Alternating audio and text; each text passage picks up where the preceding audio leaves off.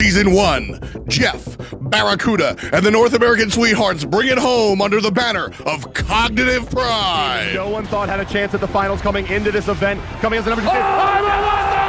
Face down, ripping through, Titan, down, falls 3, a double kill for himself. It's a 5-man. They're gonna go for the win. World champions, Cognitive Pride, GG! Season 2, we say hello to Europe as Adapting and Epsilon Esports slam it home. A huge play. Adapting's about to go up. He's going to come crashing down. Who's the target? It's going to be all 3, and 2 will get stunned out. Oh, no. He's taking tons of damage. Oh, no. Chaos forced to move forward. They don't have enough time for this. They don't have enough time for this. No, it's a deicide. Ladies and gentlemen, Epsilon Esports. Season 3, new name, same roster. 2-time world champions, Rapper and NRG. Well, there's 4 members left, and into the sky goes Adapting. The ultimate's weighing down. The Titan is under siege. Energy are looking to be world champions again. Long live the king! And once again, the king is Europe. Season 4, Polar Bear Mike brings it back for America. E-United slams the hammer. Kraken and knocked back. There's Deathwalker controlling things. Panicat takes that Wlfy. Where's the remainder of the team fight? Deathwalker falls to Benadu, and E-United keeps on going because Panicat That's 2!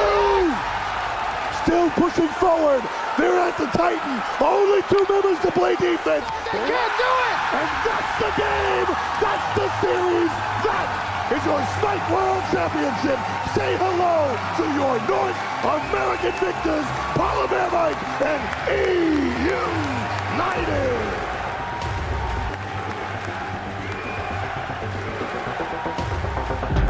Season 5, new map, new players, new teams, same destination. Who raises Thor's hammer? The Smite Pro League. Good afternoon, ladies and gentlemen. Welcome to the Smite Pro League. My name's Tom Badger, that's Ratatoskr, and today we've got a fantastic European matchup for you. Some of the best and some of the others of the Smite Pro League. But this is the opportunity for some of those others to move their way up, especially Mouse Sports. If they're going to continue how well they played during the summer split, they've got to get their chance to move up now.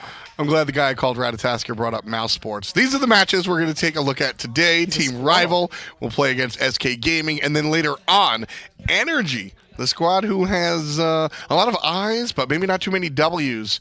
We'll be playing against Mouse. Now, tomorrow, Friday, we normally begin everything at 3 o'clock. You still can tune in at 3 o'clock for patch notes. Our action as far as the competitive games will show up at 4 p.m. That's going to be E-United and Splice starting off the day. Now, of course, we're here in the fall split. I'm comfy. I'm wearing some fall colors. You're wearing some fall colors as well. Do you know what that means at all? Darker tones. Say earth tones. Earth tones. Ryan knows his fashion, and as we get ready to be fashionably late to the broadcast, don't worry, we're going to be on time for the big one. HRX, hi-rez.expo.com. You want to grab your tickets right now. Don't be late for that. November 16th through the 18th. You got Smite, you got Paladins, slew of other games, the whole bunch. hi-rez.expo.com, the place to go there, November 16th through the 18th, as you mentioned. It's a lot of fun. You don't have to wear earth tones because I won't notice and Tom won't care. So that's actually fair. I will notice if you wear square-toed shoes, though. Oh yeah, he doesn't like those. We know that. Not okay. No, not okay we don't. whatsoever. We don't. The point, right? That's what we're looking for. But So- not like elf shoes. Like, stay away from those. But if you have the pointy boots, as they call them, it's like a Mexican tradition to have these really pointy boots where you dance in them. They're really cool. Okay, bring those if you have them. Account linking. We now have that available for you guys. It's been a long time trying to get everything going, and here we are ready to announce that the accounts, you can link them. You can link them, and now you don't have to worry about putting those codes inside your client. You can just link your accounts and get all those excellent codes where you can.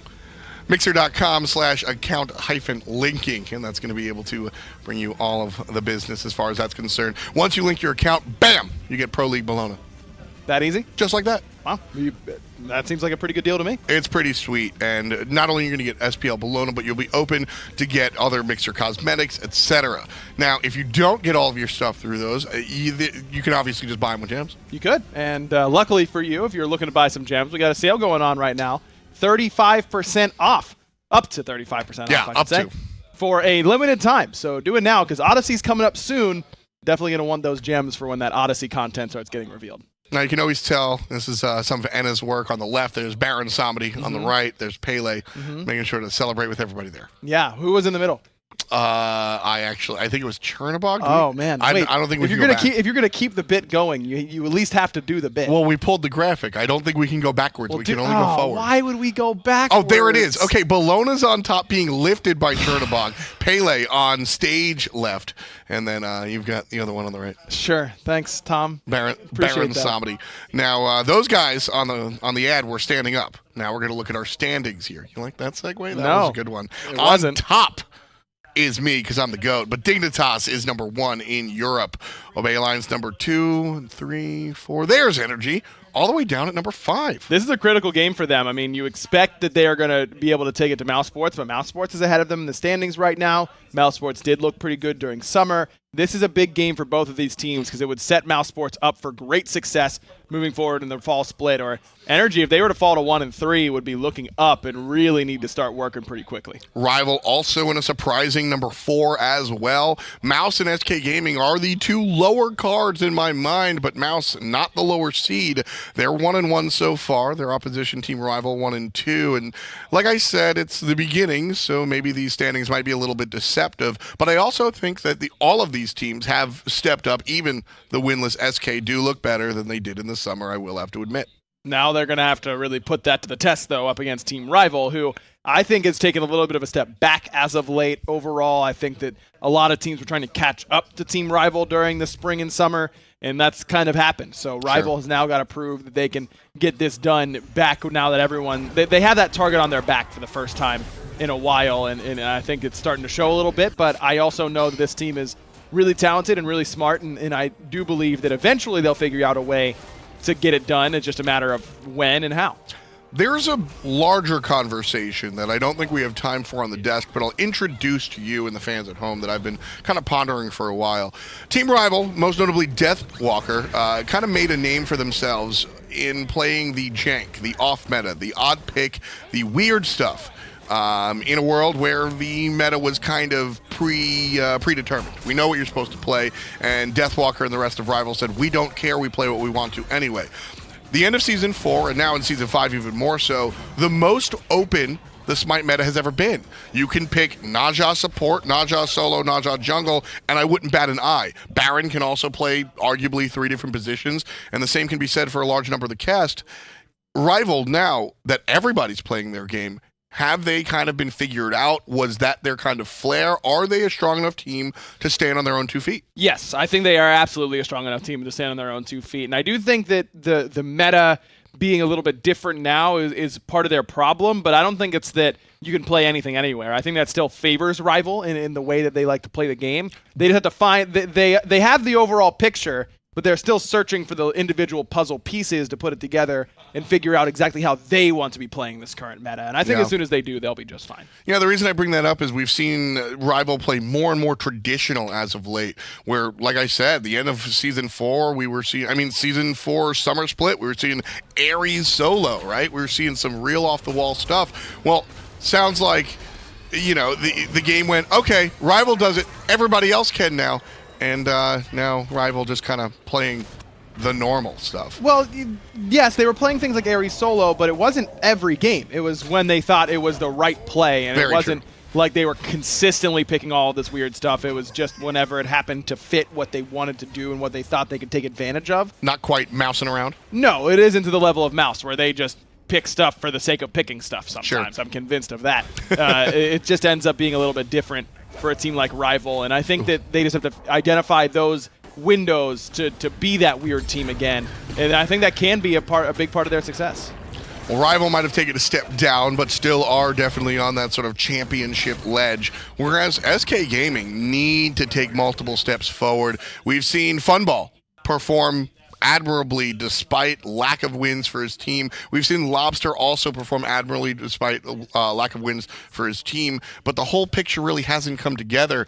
As we get to picks and bans, just open-ended question for you. What's the pulse of SK? I think that inconsistency and inability to do it all at the same time is the big thing. You're right. I think that you can point to, here are these individual games where Funball played well. Yep. Here are these individual games where Lawbster played well. Faeles, Ducky, HalfDevil, they all have them. How many games do they have where they all play well simultaneously? Very few. And that's a reason why SK has very few wins so far in Season 5. Yeah, the veterans have had trouble trying to find a roster. I think that, having a rotating support door for a long time now, HalfDevil stepping in, who was a minor league level player for what it's worth, coming in and cutting his teeth and doing rather well. Yep. I definitely think that he was one of the more accomplished players to be drafted up here to the Pro League. You look at what Paul's done, very successful there for his team. I think HalfDevil in the same conversation. So definitely a world where the minor league players are making an impact.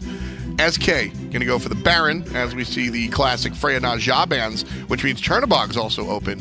RivaL going for the Slavic Hunter. No surprise, and RivaL has been really adamant about not being that worried about Baron. I mean, they let it open both times against Energy, and they got 2-0'd. And it wasn't all about Baron in those games by any stretch. I think that they are correct in assessing that Baron wasn't the reason they lost those games in particular. But then against Dignitas, that a little bit tougher. So I think that this is no surprise to me that they're willing to leave Baron open. SK probably knew that they were going to leave Baron open coming in. This Chernobog selection, though, is a lot to give up, it feels like. The Athena ban is one that Kalas is phenomenal with. Ice can play it as well. I'm sure Deathwalker has it in the God pool. Is that better than? Is it easier to deal with that than dealing with the Chernobog is the real question. And if this doesn't go well for SK, I think they switch those. I agree. I don't mind the bans. I would have rather see the Chernobog pick rather than the Baron pick, to be honest with you. Yeah, because that RivaL doesn't seem to value it very heavily. Exactly. So there's a decent chance that they don't take it for themselves after that, and then you end up getting both. I think there's some value to that. Maybe RivaL in the last week or so has developed an appreciation for the Baron and being willing to pick it early. Sure. We don't know what's going on behind the scenes, but I think that there's some value in that, yes. First half of the draft done. Baron Samedi will pair up with Anhur, and Ratatoskr will be the semi-global assassin to deal with what you've got out of Chernobog across the way. Chernobog, Sobek, and Fafnir. Almost undoubtedly, it's going to be the dual lane of Chernobog and the Fafnir, and then Sobek over there on the short side. RivaL banning out Terra and the Nox, whereas SK banning out the Odin and the Aoguang. So, I mean, Odin is always something you have to be wary of when it comes to RivaL. And to be honest with you, a lot of teams have been banning Odin in that second round of bans anyway. Yep. Nox has been a flexible mid and support player here, traditionally only for Dardes, but we've seen other teams open up to the idea of Nox support. And then the Aoguang, we saw Johnny from Optimus Gang played in the minor league today. I thought it was a flavor pick. What's that about? It's that SK is anticipating double Hunter from RivaL, and they're right in order to do so. As soon as you see Chernobog, Fafnir in the top three, that's a god in Chernobog that can be played in the mid lane. You've got Fafnir. That means they're probably going to be prioritizing something along those lines. So I think this is a smart idea to ban away the Aoguang, which is the natural, we don't want too much physical damage god. Let's put it in the jungle and can still use that early pressure. Cupid going to be the choice here for SK, and knowing the squad, that means Cupid's in the hands of the Hunter, Funball. Your favorite character, right? No, not really. No, don't have a lot of Cupid games under the belt. Don't think it does a whole lot. Now, Funball did very well last time he played it. It was 5-1. They also played on her mid, and Lawbster did not well at all. Yeah, so that happens. This is interesting to me that SK's willing to go right back to it. I believe that was the last game we saw them earlier this week. Well, channel your inner Shawaz, because looking at Cupid, I mean, it's something that Funball played very well. I expect to see more of it. The Aoguang banned out means the jungle of choice is going to be Hebo. So, will it be enough to win the game? That's what I ask you guys at home. RivaL and SK, as I said, RivaL kind of the top card, expected to win here. Yep. But SK, in their previous Cupid game, did have some great moments. So, this could be it. Could be it, but I don't know. We've seen this Anhur Cupid experiment once. It failed spectacularly. I don't have a lot of faith in it doing a different result this time around. We'll see if we can go from failed to fails in the jungle. SK versus RivaL. Commentator standing by. Game 1. Let's go. Thank you so much, Tom. And aggro into game we go. Myself and Tolly will be joining you for this set between SK and RivaL. Obviously, favorites probably at home is RivaL in this set, but SK still have that fan base that stick by them time and time again. They definitely do. When you have old school players such as Lawbster, Funballer, it's hard to kind of forget about the old TSM days and, you know, the old paradigm days from Funballer side of things. And just so historic are these two, and specifically now Funballer playing this spooky ghost Cupid is so cute, especially paired up with the Baron. Yeah, 3 members of this team from SK have been around since Season 1, competing competitively.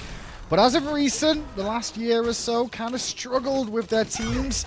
And still finding struggles here as Vote taking a lot of poke from that heart bomb from Funballer, just showing that poking is good, but clear is something to be desired. There's just more timing window now, so yeah, you force Vote to use maybe 1 health potion as a result of all that poke. But that's 50 gold expended to allow Vote and Callus now more momentum for the laning phase. They get their own red buff, which will give them more than that 50 gold of the health potion to now go back to the lane, clear the next one, and maybe look for an invade.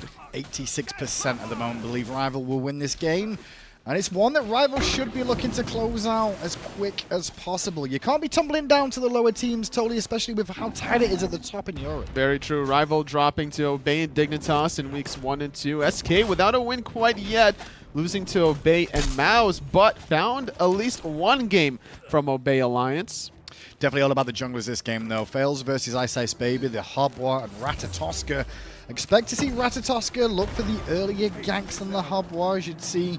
Once he hits level 5, we've got to start seeing some of that global presence. But the question is, where would you look to gank, Tolly, if you're Faeles? If I'm Faeles, I'm looking definitely in this duo lane. Funballer is going to be aggressive as he should be on the Cupid. When you drop the Fields of Love, you're going to be forcing either a Beat or the Rama ult. And who's going to be waiting in the sky? It's going to be Faeles. So I like the idea, but maybe you could look for some counter gank opportunities instead. Well, looking to pressure her out. Wlfy on this right-hand side here, invading the camps and steals a couple away, but it did cost him his blink.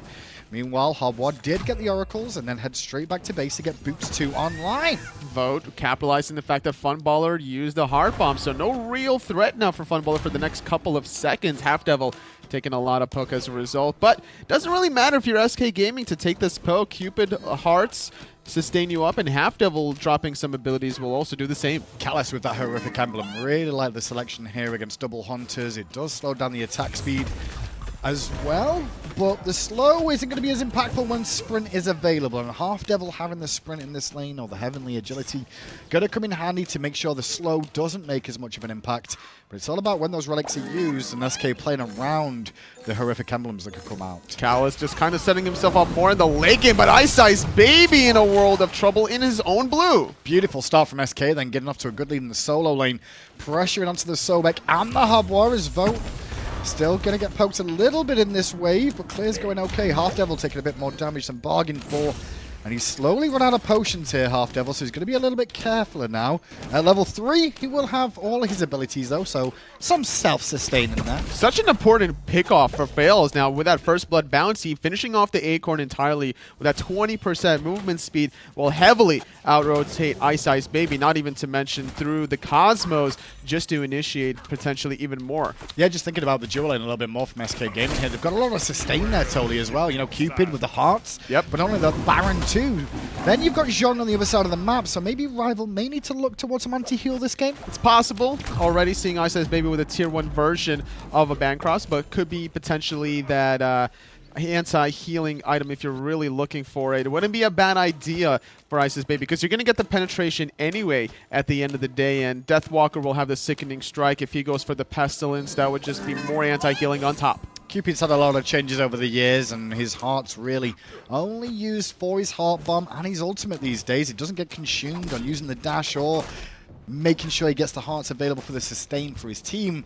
So those hearts are one of the reasons he's lackluster in lane, totally, in terms of clear, but he does bring a lot to team fights. Definitely agree with you there, and with the changes a while ago to his dash giving him passive attack speed, yeah, it's not a bad idea to just stack up that ability instead of maybe the heart. So last time it would be very clean and clear. When you max out Heart Bomb, your next go-to is the ultimate and then healing for the hearts. But now you have to kind of really decide if you want the attack speed or not. It's kind of awkward. Like, I guess it depends on how the laning phase is going, whether you need the more sustain because you're getting poked a lot, or you want the attack speed to clear quicker and deal more damage. It could also be a timing window where if you're looking for these 5-on-5 team fights around level 11 and 12, you're going to want those healings. Faeles' timing there was a little bit to be desired. As Deathwalker was just around the corner too, the blink initiation forced iceicebaby out, but Deathwalker stuck around, and I don't think he respected how much damage could come through. But Wlfy with a living nightmare. Faeles forced to go in the sky. Wlfy trying to do some more damage with the dash. Go back in. Gonna go back in right on top of Wlfy. A good stun, forcing out the Aegis, and here comes HalfDevil. And because of the rotation from mid lane, SK off to a great start. HalfDevil gonna pull iceicebaby through too. Great plays from SK. Wow. It's about time, boys. HalfDevil really making an impact in that rotation, finding the root, and then being able to pull iceicebaby back. His beads weren't up. His ultimate was used defensively to try to get away. And when a support makes plays like that, the rest of the team just thriving now. A 4-for-0 for SK. 4 kills, yeah, and that's a nice little chunk of gold in their favor now, too. This all really started because Faeles blinking in onto 2, and then Deathwalker just not giving them respect. I guess it's because Wlfy was going to come with the ultimate. A little bit of disrespect, I would say, from RivaL. Just needs to respect this early pressure from the Ratatoskr. Oh, yeah. When iceicebaby's ultimate was used defensively, the rest of the engagement was a complete wash. Deathwalker had more timing if he really wanted to just allow that blue buff to sit on the floor and then pick it up a little bit later, but instead kind of put himself in a rough spot. It's always a strange game with SK because I feel like they're very feast or famine, and a lot of that is really based off Faeles in the jungle. When he's on his game and he's having a good game, kind of throws me back a little bit to the Frostiak days, you know? Like, when he's having a good game, he can be amazing, but then when he's not having a good game, the team struggles. Well, there's a reason why he was picked up by SK Gaming and Sure. is respected among the SPL community, whether it's in Europe or also in the North America, playing in the United Invitational as well previously. Mo could be in a little bit of trouble. Just going to use the Aegis instead of any sort of ultimates. Interesting to see him use that Aegis, though. Not going for the beads in this game to be able to roll away. Instead, absorbs the Aegis. Lawbster takes a bit of poke, but returns fire. And now, the pulley's got another kill for SK Gaming, but HalfDevil's hung around a bit long, but in comes Faeles with a knock-up. iceicebaby avoids that and gets a good ult off onto HalfDevil, so Callus cleans up the kill. But in response, we got kills everywhere as Funballer solos down Vote. A very good solo kill, Hunter versus Hunter. We don't see that very often, but an overall 2-for-2 in the mid lane. Good counter rotation from Faeles, just to ensure iceicebaby will take that ultimate spill. You don't want to give Hebo any sort of momentum. Oh, and now Callus under a bit of pressure from Faeles here, but the ultimate out of Wlfy turns the tide, and Faeles has to limp away. He would have loved to go for the red buff. His blinks up. This is a little bit risky. Going for it. He's going to dash, but not going to hit anybody. The red buff does get stolen, and he's not deterred. He's still going to look for the fight. Oh, he might get the fight too! Into the sky goes Vote with the Rama shots to try and clean this up, though, and make sure Faeles falls down. But Faeles comes up big, and Wlfy choked. Just clean and calculated. Despite missing the dash, still having plenty of cooldowns. If Wlfy was still throwing out basic attacks while moving towards the red buff, that extra little bit of damage would have sealed Faeles' fate. It's kind of similar from RivaL, what we saw earlier on this week. They're not as clean as they once were. They're a bit of a slump at the moment here, RivaL, but that's no disrespect towards SK's game so far. They are really taking it to them. 5 kill involvement for Faeles in the jungle, and that one was really surprising to find a 2v1 like that. This is how you apply the global pressure, whether it's to engage or re-engage. Faeles that last time was playing cleanup crew as Funballer finds another kill onto Vote, this time with the assistance of HalfDevil. Look at this, SK Gaming up 9-2 now, and Deathwalker not having an easy time with no mana on this right-hand side with the invades that caused him some problems there too. Wow, there's a 3-level difference in the mid lane. This is rough stuff, honestly. If you're RivaL, Vote taking a second death. He's rushed the Devil Glove, stacking up against the Transcendence from Funballer. And when you have that 10% cooldown reduction, you're just going to be spamming that Heart Bomb. It's such a short cooldown to begin with. I believe it's 12 seconds or so. So getting a 10-second Heart Bomb every now and then makes it so easy to go for poke, where Vote needs more timing to just stack up the Devil Gloves, get more sustain, and then maybe start winning these exchanges once he maxes out his pick-me-up steroid. Was definitely something during the picks and bans section that Agro and Tom were talking about, considering the Baron was first pick, Chernobog went to RivaL, and they were like, maybe they should have gone with Chernobog. Well, it's working out well because they're abusing this Chernobog now. There's an Acorn. He's going to dash in the walls. He jazzes away. The engagement's going to continue. Hi-rez gets some good damage off, but he can't find the kill on Faeles. Forcing out the jump from Lawbster, landing back in. Deathwalker now making the rotation. iceicebaby takes out Lawbster, but Faeles still gets away. And now HalfDevil under pressure too, going to sprint away. Pulls the ult from Funballer too on the defensive side. Callus still following up, and HalfDevil's very low. That horrific emblem caused so many problems, and that will also get the beads out of Funballer. Look at this. Duckies around the corner. They might not get Funballer, but they could have went on the Zhong. However, RivaL very objective focused with these 2 picks, goes immediately for the gold. Man, and this all comes down to SK getting a little bit gung-ho on Wlfy there. They dive the tier 2 looking for the kill totally, and in the end they lose multiple members and the Gold Fury, and it evens the game up straight away. It was calculated up until they entered the tower line, not anticipating the Aegis relic immediately out of Wlfy, and that was such an important relic because Wlfy was able to back to base, use the Living Nightmare to get back in the thick of things, and just create more of an assistance. However, Callus could be in trouble. Shows experience of RivaL, though, to be at a deficit and find a way back into it relatively quickly, in all honesty. And so now SK have to continue the work that they put in at the start of this game and continue trying to find these picks. Callus is a focus. It needs to be more calculating. So SK Gaming, they had the right idea and mindset, honestly, just cutting Wlfy off, but they did not need to commit under that tier 2 tower. If they really wanted to, they could just force the Gold Fury after Wlfy has to back, and then that's going to force the Living Nightmare, force a Gold Fury reset, and then pick and choose when they want to re-engage next. That's what separates SK Gaming from a lot of these other top-tier teams. It's just a decision-making of like how deep to really go in. It's the discipline more than anything. And that's the big thing, especially when you look at the composition with Anhur and Cupid. You'd think objectives like Gold Fury and Pyromancer are bread and butter to those 2 in the early game. The Enfeeble from the Anhur passive is going to provide even more damage for the Cupid as well, because it provides that debuff on that individual target you're hitting, including the Gold Fury. Yeah, and you think about how that composition was. I mean, Desert Fury up 75 seconds, so spam it through the Gold Fury for clear, and you've still got the Fields of Love in case anyone's trying to come in to contest and cause some problems. Not as good for RivaL in terms of safe clear with the Chernobog and Rama to secure objectives, but they didn't really need it there, as Faeles still taking a bit of a fight. Deathwalker on this side of the map, not sure why. No Gold Furies up here. He's just made the rotation over to have a little gander at what's going on. Maybe because of the red buff respawn? Possibly. Looking for the red buff steal now is the rest of RivaL. But keep in mind, Ducky is on the right side of the map. If RivaL can force a 5-on-4 fight, like if they plug HalfDevil, that should be a kill. Yeah, RivaL just trying to take it to him. HalfDevil going to get plugged into a dangerous zone, but he's going to dash away towards mid. Tier 1 tower on the right does fall down, and RivaL kind of just wasted the time around here. They did waste their time. They got the sprint from HalfDevil, but at the end of the day, they used the Draconic form, lurking in the water. Not necessarily worth a longer relic, sure, but it's a sprint out of the support, favoring SK heavily, and at the same time, keep in mind, Ducky was split pushing the whole time. Now he's level 13, he got a whole wave, and takes out the tier 1 solo tower. And that just puts SK back into a bit of a lead then. Even though the Gold Fury went down, the early game has come back. And RivaL's decision-making there kind of cost him a little bit. The lead's not as big as it once was, Anatoly. And as we approach around the mid-game, I'd say mid-game's around 15 to around 20 these days. I'd say mid-game is whenever everyone is level 12 and higher. Yeah. That's when the mid-game really occurs, when all 10 relic slots are available. It's going to be momentarily here as level 10 on Callus, level 11 for HalfDevil, probably in about another minute or two. And that's where the experience lead is for SK then in the solo lane and the support for the time being. Little good for the duo lane here from SK Gaming. This team fight's going to be very important. The one thing about the Cupid pick that's going to struggle is the Atlas of the Yellow River from Pabwa. Very because true. That mobility will allow people to get in and out of that triple field. Immunes all kinds of slows, and Fields of Love really relies on that initial slow to maybe help guarantee the cripple afterwards. Deathwalker forced to use that ultimate defensively for SK members, going to chase this kill. And the pull is going to come through. Deathwalker's in trouble. He'll fall down. A nice pick for SK Gaming.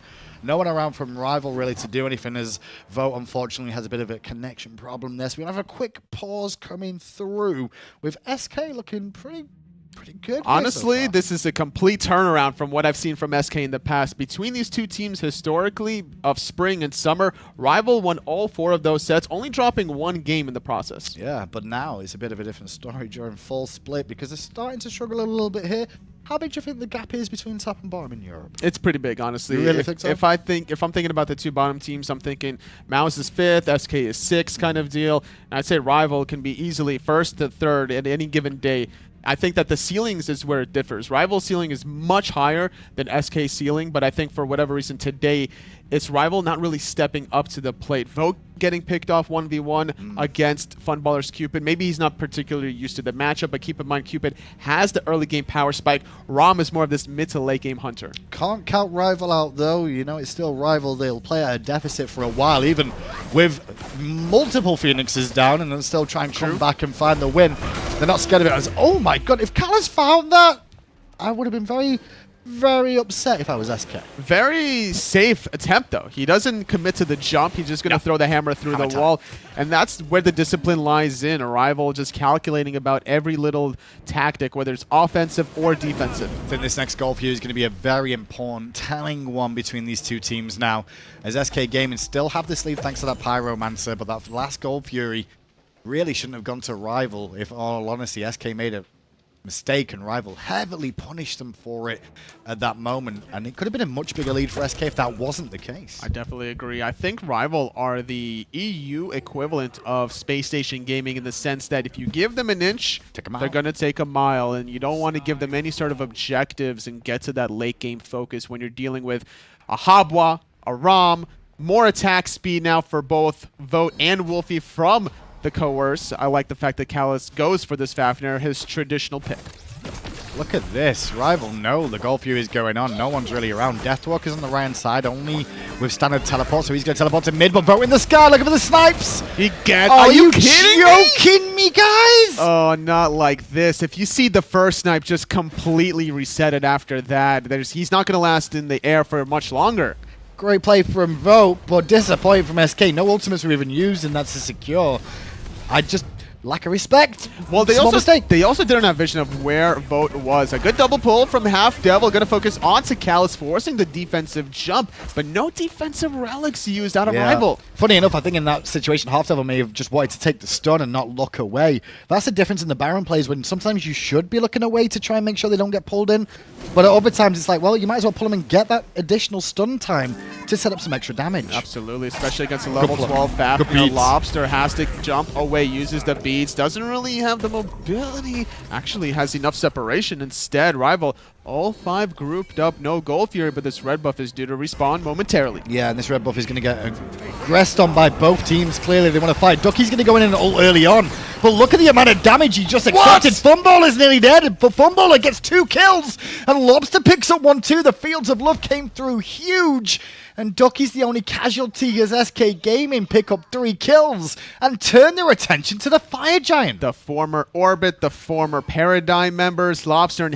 Funballer are playing out of their minds today on the double physical hunters. And now the Fire Giant started up. Vote is on his way. Ultimate should be coming up relatively soon, but I don't know if it's going to be soon enough. Vote walks around the corner, but Lobster's at half health. He has to leap away. Vote goes to the sky. Looks to clean up the kill on Lobster. He's got to get his juke boots on. Instead, he Aegis's HalfDevil, though, trying to do good work to keep them busy, allowing Faeles in towards Vote, but Vote standing and banging. And the jukes from the 2 carries of RivaL have kept them busy long enough, but that's a delayed, if anything, quadra kill from Funballer, as he got a double at the red buff, then a double around the Fire Giant. Good news for RivaL there, Tolly. The Fire Giant's still alive. I'd say so, and with the couple of SK members backing, maybe even RivaL could be the ones to do it. However, losing both of your hunters hurts that so much to the point where there's no possibility for RivaL to do it. And they are known for making those risky calls. They're kind of the United side where let's just go for this objective and kind of see what happens, but not going to do it without Wlfy. Not gonna lie, Tolly. I think if Funballer keeps playing this Cupid over and over again and he keeps getting slash lines like this so far, there's a chance the other hunters are going to have to turn around and go, hey, he's clearly found something here that we're going to have to start using ourselves. And that's also without having the support of a Fafnir for yourself. You're just strictly relying on the physical power from this Cupid and the passive attack speed that you get from your dash. It's more about trying to win the 1v1 in the laning phase, which Funballer certainly did, and how you try to extend it in these team fights. Now, the last one around the red buff, I thought it was going to go all RivaL. Yeah, me too. They blew up Ducky right off the bat. I think iceicebaby hits 2 members with the ultimate, but then out of nowhere, Lawbster with a nice Desert Fury, Funballer with the Fields of Loves, turning the fight on its head. And it worked out so well for SK Gaming that they found themselves in a pretty decent position. It's still an even game because of the Gold Fury again going to RivaL. If you think about SK getting the Gold Fury and then the situation afterwards, they'd be in a much better position here. Instead, RivaL hanging on. It's all about those little disciplinary actions you need to take. Tier 2 tower dive, unnecessary. Not resetting the Gold Fury, unnecessary. And that's what's keeping RivaL still in the game. And if RivaL have just one breath of life, they're going to come back from the coma. Maybe they can. Maybe they can. The builds are coming along now. And to be fair, RivaL's composition will shine a little bit more as the game continues too. Obviously, Chernobog, Rama, not huge powerhouses in the early game, but they are in the later stages. Anhur, an example of someone that trails a little bit in the later stages of the game with no steroid in his kit. Sure. The passive will help the Cupid on top of it, so I like the idea. And the Obelisk cannot be denied. The amount of slows that just this one little ability will provide is so impactful, and it will amplify a little bit more damage for Lawbster.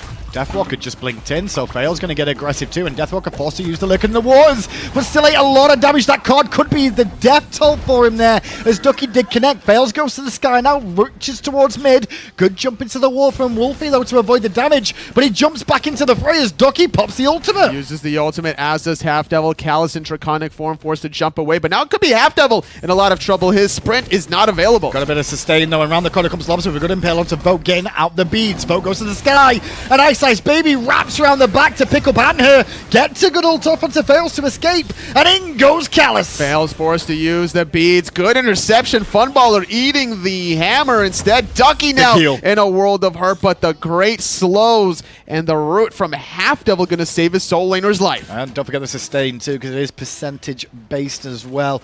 Topping them up, keeping them alive. No real anti-heal on the side of RivaL so far in this game.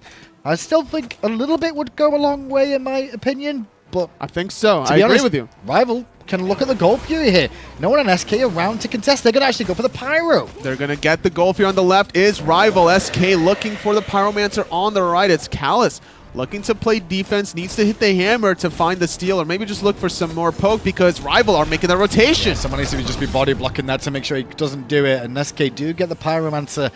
It's the lesser of the two in terms of Gold Fury and Pyro. I'm really surprised Callus doesn't kind of be a little bit more aggressive there. Deathwalker was around the corner, making some more rotations was RivaL. A couple of SK members were rather low in the health department. Could have been a good team fight. I do think, though, that RivaL maybe wanted to base with the bonus gold they had in the coffers Possibly. too. All ultimates on cooldown. Maybe it's probably some of the reasons why they chose not to do that there. So 16-7.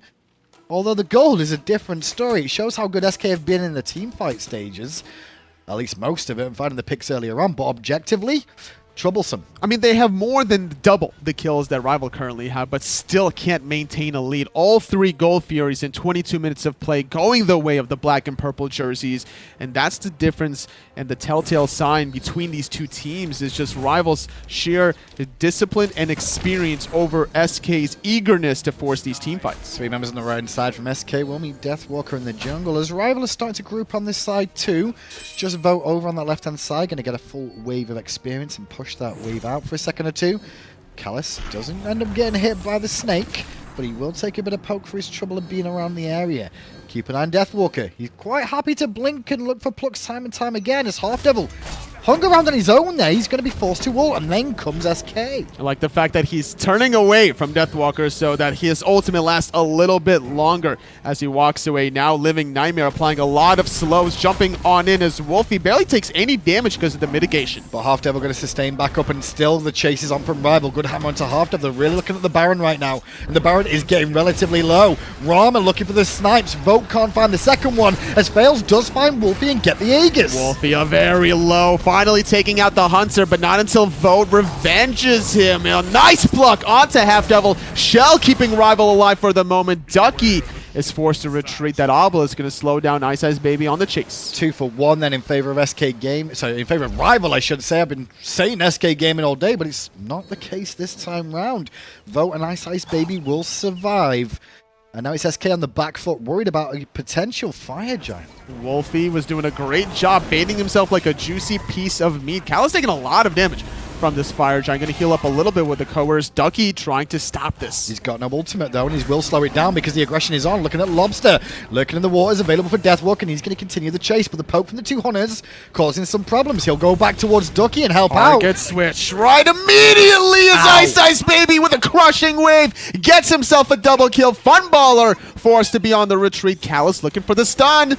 Right, he's on the way, as is the Baron. Funballer's Aegis buying him another second, but the cooldowns from iceicebaby coming up big, and a triple kill for the jungler Harbois this time round. Now, it did delay the fire giant again, though, and that's exactly what RivaL did earlier on. But these respawn timers at 24 minutes, much longer than RivaL's were about 5 minutes ago. 25 seconds on Ducky and Lawbster, about 40 seconds for Funballer. RivaL are going for fire giant attempt number 2. Keep an eye on iceicebaby, though, as HalfDevil walks into the fire giant pit. He's wrapping round the back. Faeles gonna stay safe. He's got his ultimate available, but he's not going to be going in here whatsoever.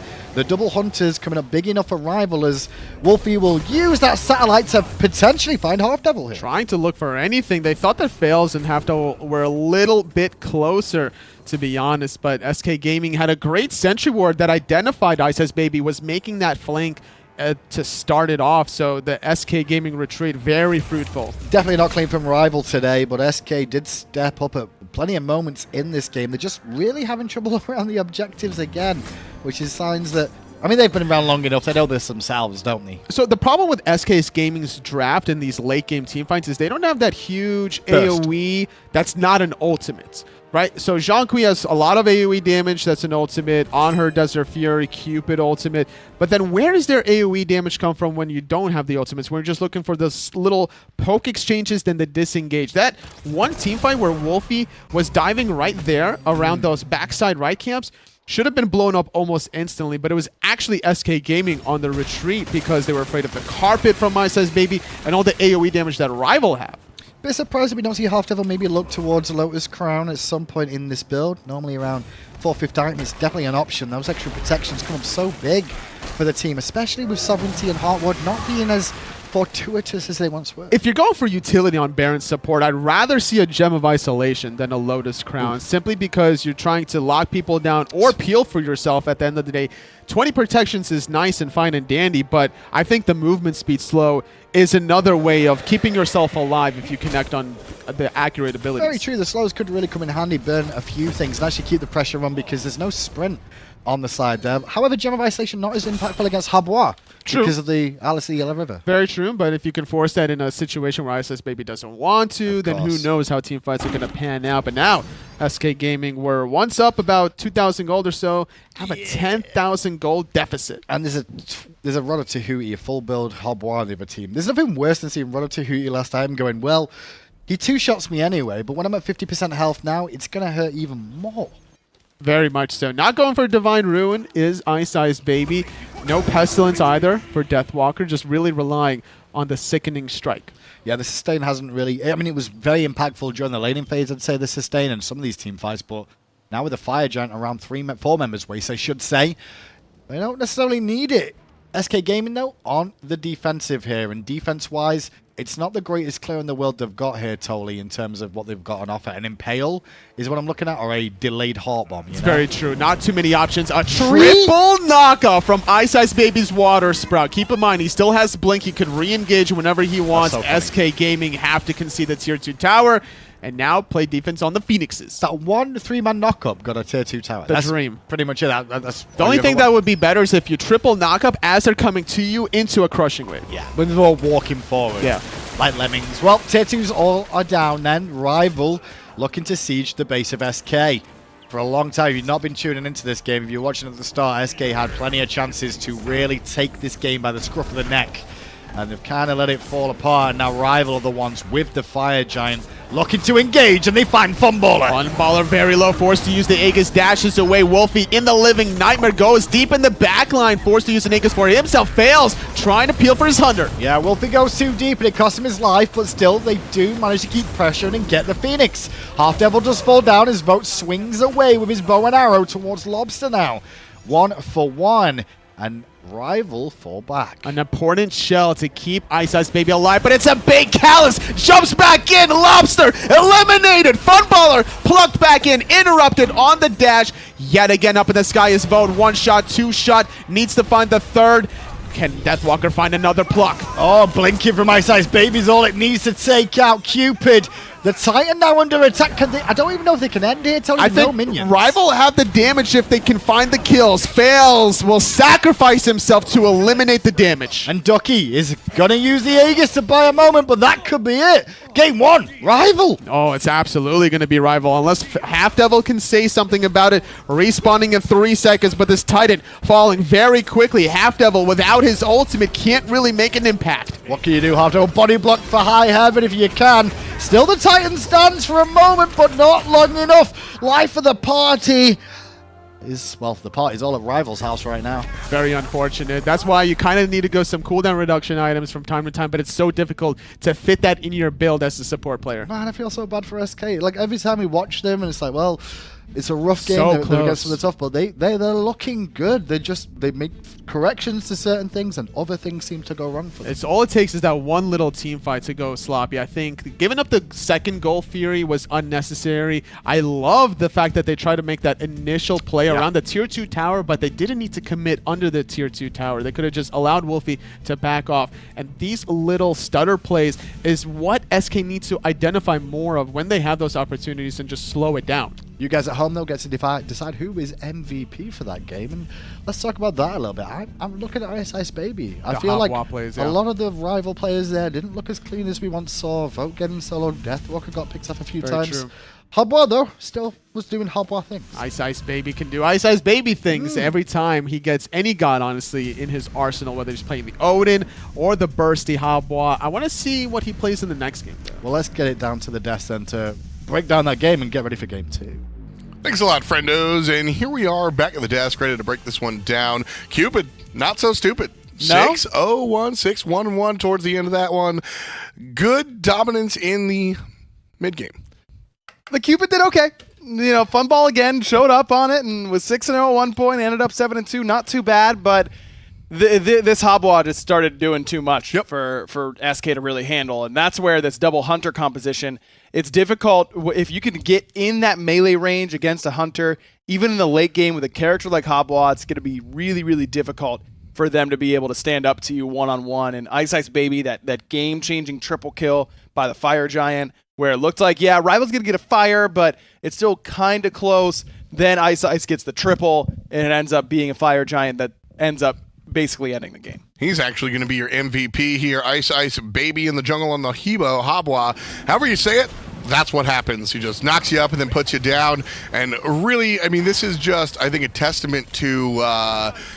we're playing a lot of flavor of the week picks right now, and I think RivaL kind of going back and going, hey, remember Jungle Hebo? Is really an interesting kind of eye-opener for the meta because there's so much viability out there, man. It's also just a phenomenal pick against this draft in particular from SK because of the fact that you've got so many slows that are difficult to deal with in team fights. You've got Shifting Sands and Fields of Love to worry about.